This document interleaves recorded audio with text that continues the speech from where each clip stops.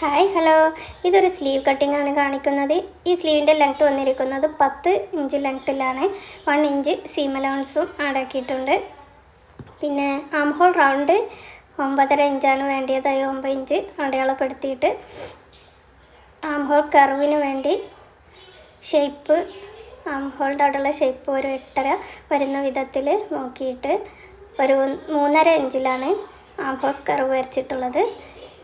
എന്നിട്ട് ചെരിച്ച് arm hole curve അടയാളപ്പെടുത്താൻ വേണ്ടി ഒരു ചെരിഞ്ഞ് ലൈൻ വരച്ചിട്ട് 2 ഭാഗത്ത് 1/4 ഇഞ്ച് പോയിൻ്റ് അടയാളപ്പെടുത്തി കർവ് വരച്ചെടുക്കാം.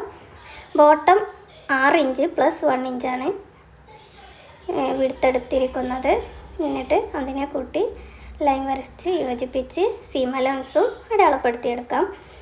എന്നിട്ട് അതിനൊന്ന് ഷേപ്പാക്കിയെടുക്കാം. ഒരു 1/2 ഇഞ്ച് ഷേപ്പാക്കാനുള്ള ഒരു ലൈൻ വരച്ച് ഷേപ്പാക്കിയിട്ടുണ്ട്.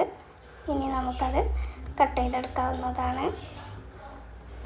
അങ്ങനെ സ്ലീവിൻ്റെ കട്ടിങ് കഴിഞ്ഞിട്ടുണ്ട്. ഇതുപോലുള്ള വീഡിയോസ് ഉപകാരപ്പെട്ടെങ്കിൽ ലൈക്ക് ചെയ്യാൻ മറക്കല്ലേ.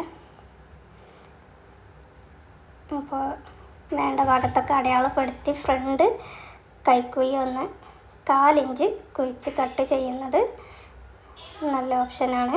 അതും കൂടി ചെയ്തിട്ട് സ്ലീവ് വെക്കുക.